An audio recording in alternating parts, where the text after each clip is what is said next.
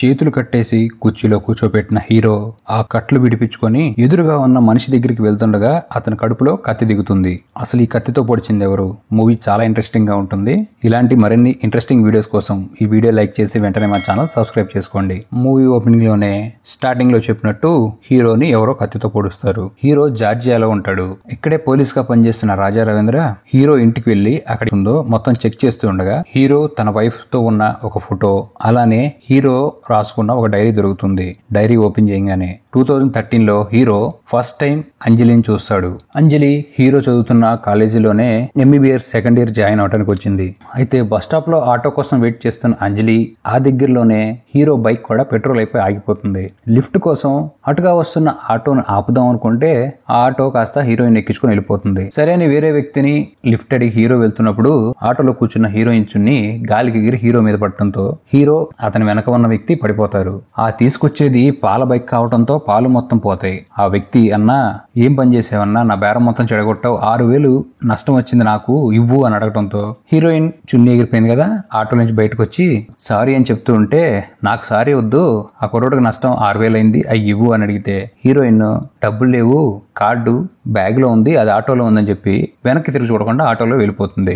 ఆ next day hero కాలేజీలో కనపడతాడు. హీరోయిన్ కోపం వచ్చి ఏంటి ఫాలో అవుతున్నావా అని హీరో మీద అరుచడం స్టార్ట్ చేస్తుంది. అయితే అతను తన సీనియర్ అని ఇక సైలెంట్ గా ఏం మాట్లాడకుండా వెళ్ళిపోతుంది. ఆ రోజు నుంచి హీరో కార్తీక్ హీరోయిన్ అంజలి కలిసి ఇంకేముంది వాళ్ళ లవ్ జర్నీని స్టార్ట్ చేస్తారు. ఇక వీళ్ళిద్దరు లవ్ స్టోరీని ఒక చిన్న సాంగ్ లో చూపిస్తూ హీరోయిన్ ఒక ప్లేస్ లో ఉంటుంది. పేషెంట్లని ప్రేమిస్తూ ట్రీట్మెంట్ చేయి, నువ్వు ఇచ్చే ట్రీట్మెంట్ తగ్గిపోయిన తర్వాత వాళ్ళు వచ్చి చెప్పే మాటలు ఎంత అద్భుతంగా ఉంటాయో అని. అలా ఒక రోజు నైట్ హీరోయిన్ ఫోన్ చేసి తను కజిన్ ఒక అమ్మాయి లవ్ చేసే వ్యక్తి చాలా బాధపడుతున్నాడు, వాడు అసలు ఏమాత్రం మారలేదు, నువ్వే ఏదో చెయ్యి అంటంతో హీరో కోపంగా వెళ్ళి ఆ వ్యక్తిని అక్కడ ఉన్న కుర్రోళ్ళందరినీ కొడతాడు. ఇంకేముంది అంత చేస్తే తీసుకెళ్లి పోలీస్ స్టేషన్ లో పెడతారు కదా. పోలీస్ స్టేషన్ లో పెట్టిన హీరోకి వాళ్ళ కాలేజీ ప్రిన్సిపలే వచ్చి హీరోని రిలీజ్ చేసి తీసుకెళ్తాడు. హీరో ఒక అనాథ.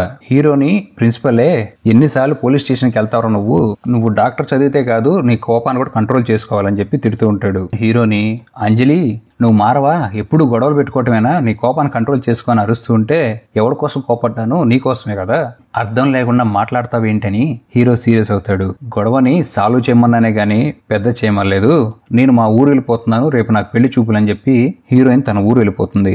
ఇంటికి వచ్చి అన్నం తింటూ హీరోయిన్ కి వాళ్ళ నాన్న సంబంధం చూశానని చెప్తే హీరోయిన్ లవ్ చేసిన సంగతి చెప్తుంది. ఇక వాళ్ళ నాన్న నేను ఒప్పుకోను అంటంతో అదే బాధతో తిరిగి వైజాగ్ వచ్చేస్తుంది. ఇంట్లో కూర్చున్న తన ఫాదరు హీరో చెప్పే మాటలన్నీ గుర్తు తెచ్చుకుంటూ అప్పుడే బయట క్లైమేట్ వర్షం పడుతూ కూల్ గా ఉండటంతో సడన్ గా హీరోయిన్ కి ఏమవుతుందో తెలియదు కానీ కింద పడిపోతుంది. హీరోయిన్ ని హాస్పిటల్లో చేరిస్తే ఒక రేర్ డిసీజ్ వచ్చింది హీరోయిన్ అని చెప్తూ ఉంటారు. ఎక్కువగా స్ట్రెస్ గురైతే తలకి తగిలితే ఎంత డ్యామేజో సేమ్ ఆలోచన వల్ల అంజలికి అంత బ్రెయిన్ కి ఎఫెక్ట్ అవుతూ ఉంటుంది. ఈ సిమ్టమ్స్ అనేవి చాలా కొత్తగా ఉన్నాయి. తను ఎప్పుడు సర్టైన్ టెంపరేచర్, నార్మల్ టెంపరేచర్ లో ఉండాలి. బయట వాతావరణం ఎగ్జాంపుల్ 28 degrees, దీనికి మించి పైన వేడెక్కువైనా సరే బాడీ పెరాలసిస్ వచ్చి తను 15 నిమిషాలు చనిపోతుంది.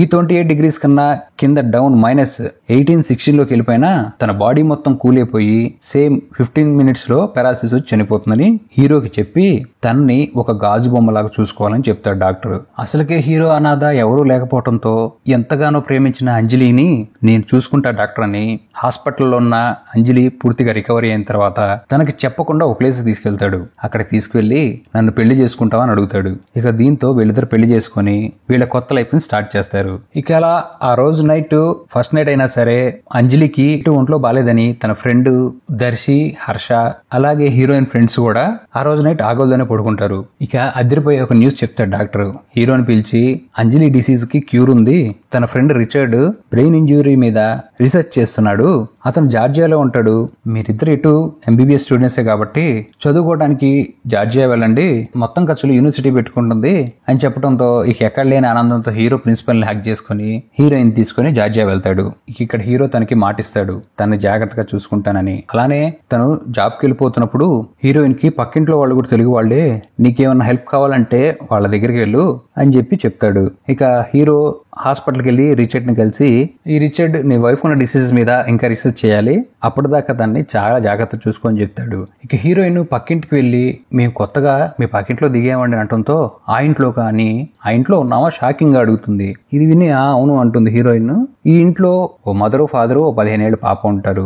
ఆ రోజు నైట్ ఇంటికి వచ్చిన హీరోకి ఎందుకామా అంత షాక్ అయింది, మనం ఈ ఇంట్లో అద్దుకున్నామంటే ఇంట్లో ఇంకెవరైనా ఉన్నారా, అసలు ఇంట్లో ఏం జరిగింది అని భయపడుతూ ఉంటే హీరో ఉన్నారు, దెయ్యం ఉందని చెప్పి సరదాగా హీరోయిన్ ఆట పట్టిస్తాడు.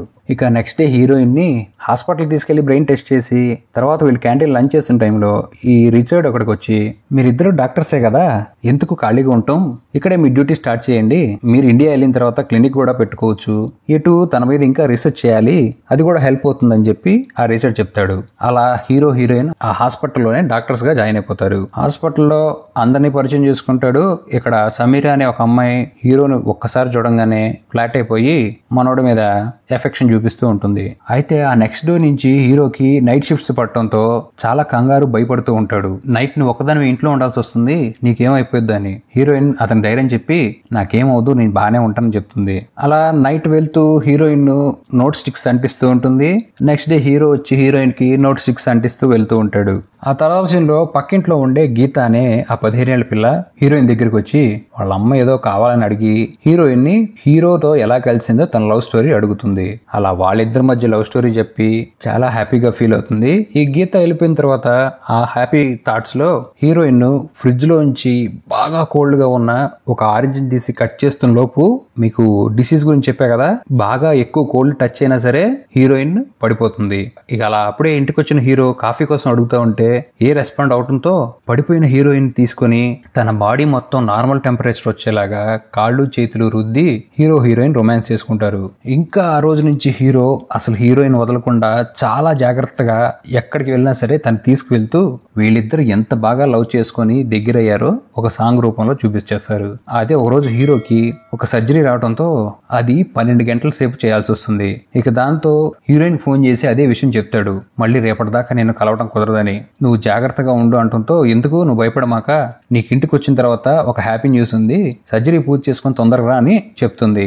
ఇక సర్జరీ పూర్తయిన తర్వాత బయటకు వచ్చిన హీరో క్లైమేట్ చూస్తే బాగా చల్లగా వర్షం పడుతూ ఉంటుంది. ఇక దీంతో హీరోయిన్ కి ఏమైపోయిందని కంగారులో తనకు ఫోన్ చేస్తున్నా లిఫ్ట్ చేయదు.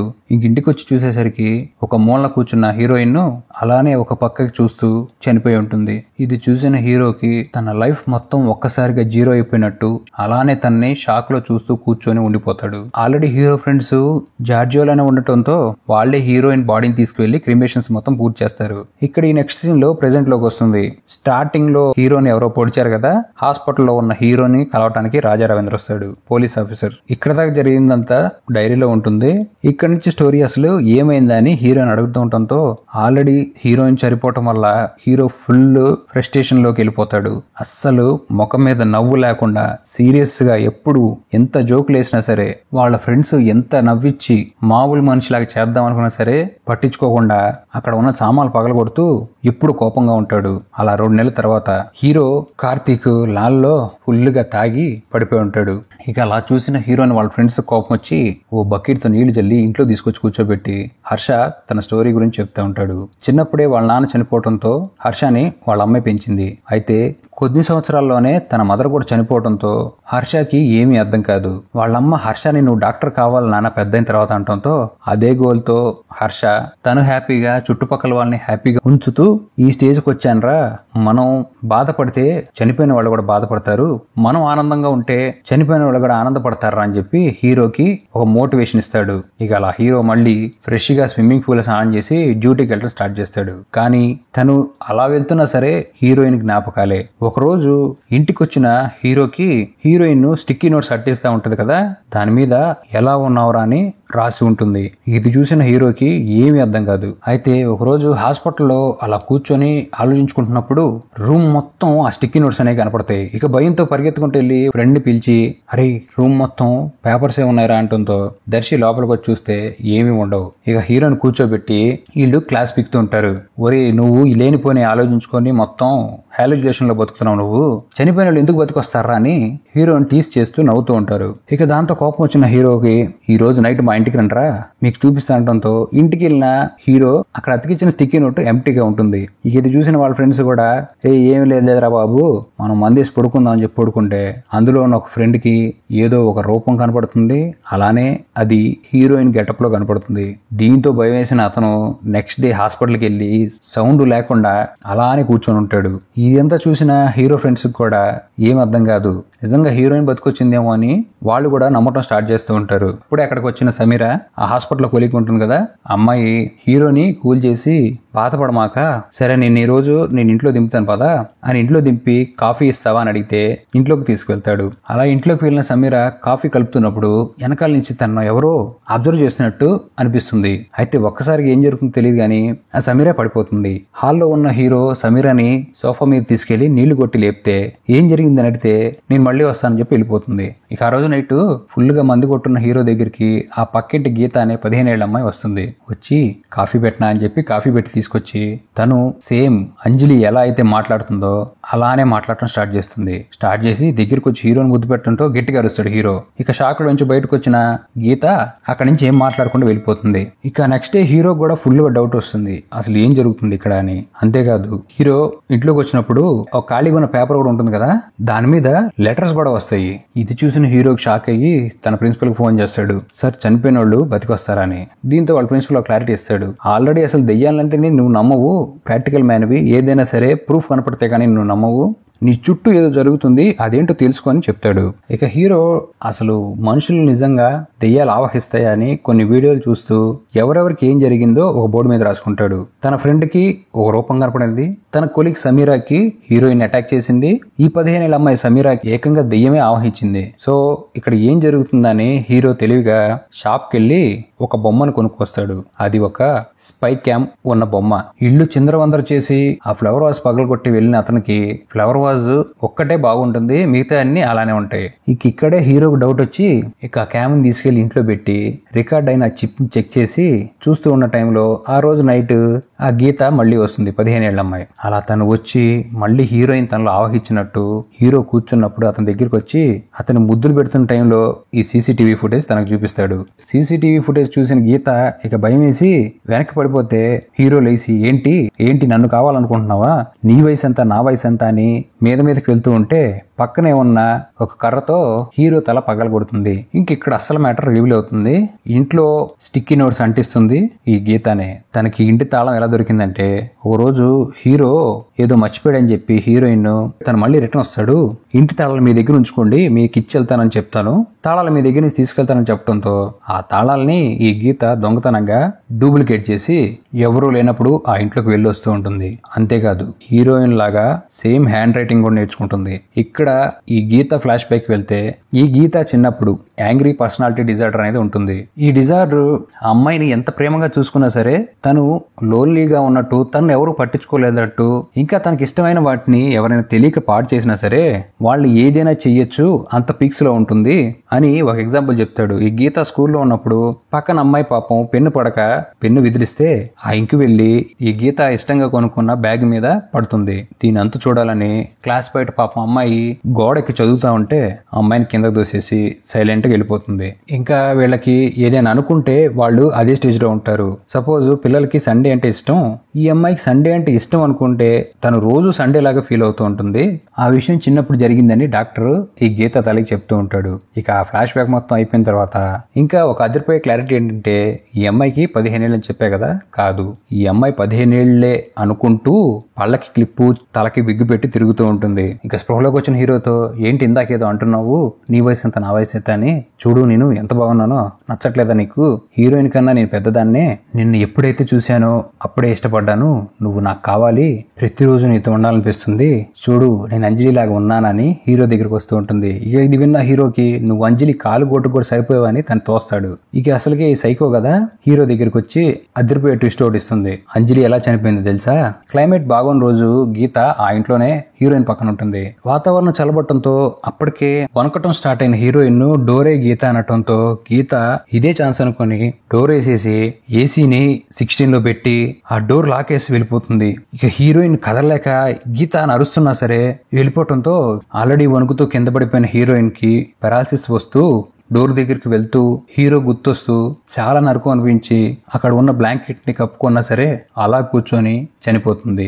ఇదంతా వింటున్న హీరో కోపం వచ్చి తన కట్లు విడిపించుకొని గీతాని చంపడానికి మీదకు వెళ్ళినప్పుడు కత్తితో పొడి చేస్తుంది. ఇక చనిపోతున్న హీరోని చూసి గీత, కార్తీక్ నువ్వు చనిపోతున్నావా? లేదు, నువ్వు చనిపోతే నేనేం చేయాలి? నీకోసమే నేను బతుకున్నాను, నా మీద కోపడమాక, నాకు సిచ్యువేషన్ దొరికింది వాడుకున్నాను. అంజలిని చంపేసింది తన మీద కోపంతో కాదు, నీ మీద ప్రేమతోనే, ప్లీజ్ నన్ను అర్థం చేసుకో అని గీత అంటూ ఉండడంతో హీరో తన కొట్టి, నువ్వు చంపింది ఒక ప్రాణం కాదు 2 ప్రాణాలని, ఎప్పుడైతే అంజలి చనిపోయిందో నేను కూడా చనిపోయానని హీరో చెప్పడంతో ఇదంతా విన్న గీత సైకో, కరెక్టే కార్తీక్, నేను చంపింది ఒక ప్రాణం కాదు 2 ప్రాణాలని. అంజలి చనిపోయినప్పుడు హీరోయిన్ చనిపోయే టైంకి తన కడుపులో బేబీ ఉంది. హీరోకి ఆపరేషన్ ఉన్న రోజు తొందరగా నీకు గుడ్ న్యూస్ చెప్పాలంది కదా, అది ఇదే. తను ప్రెగ్నెంట్ అయ్యాననే విషయం హీరోకి చెప్దాం అనుకునే లోపు హీరోయిన్ ని ఈ గీత చంపేసింది. ఇక సీన్ కట్ అయిన తర్వాత హీరో హాస్పిటల్లో ఉంటాడు కదా, పోలీస్ కి గీతాని చంపేశానని చెప్తాడు. ప్రేమించిన గీత చనిపోయినా సరే నేను తన ప్రేమలోనే తన జ్ఞాపకాలతో బతుకున్నాను సార్. ఈ గీత అనేది మా ఇద్దరి మధ్యలో వచ్చి ఒక గీత గీసింది, అది ఒక సైకో, అది చావటమే కరెక్ట్ సార్ అని చంపేశానని చెప్తాడు. అయినా సరే ఇదంతా విన్న పోలీసు, నువ్వు చేసింది నీ పాయింట్ లో రైటే కానీ ఒక మనిషిని చంపటం తప్పే అని వెళ్ళిపోతాడు. కానీ ఇక్కడ పోలీస్ బయటకు వచ్చి మీడియాతో ఈ గీత అనే అమ్మాయి యాంగ్రీ డిజార్డర్, మైండ్ సరిగ్గా లేక సూసైడ్ చేసుకొని చనిపోయింది, తన చావుకి అదే కారణం అని చెప్పి వెళ్ళిపోతాడు. అయితే ఇక్కడ హాస్పిటల్లో ఉన్న రిచర్డ్ హీరోకి హెల్ప్ చేయడం హీరో సేఫ్ అవుతాడు. మనం ఆనందంగా ఉండాలంటే మనం ప్రేమించే వాళ్ళు పక్కనే ఉండాల్సిన అవసరం లేదు, మనసులో ఉంటే చాలు అనే కొటేషన్ తో హీరో హీరోయిన్ హగ్ చేసుకున్నట్టు మూవీ ఎండ్ అయిపోతుంది. ఇక్కడ మీకు డౌట్ వస్తుంది, హీరో ఫ్రెండ్ సమీరాకి ఏం జరిగిందని. లాస్ట్ టైటిల్ లో హీరో ఫ్రెండ్ సమీరాకి తన కాఫీ పెడుతున్న టైంలో వెనక నుంచి వచ్చిన ఆ గీత సేమ్ హీరోయిన్ లాగా తలకి ముడి పెట్టుకొని బ్యాక్ సైడ్ నుంచి ఆ కిచెన్ లో ఉన్న షోకేష్ అద్దంలో ఈ సమీరాకి హీరోయిన్ లాగా కనపడి తనకి కాసేపు స్పృహ కోల్పోయేలాగా మత్తు మందిస్తుంది. ఇక ఆ క్లారిటీతో మూవీ అనేది ఎండ్ అయిపోయింది. Thanks for watching.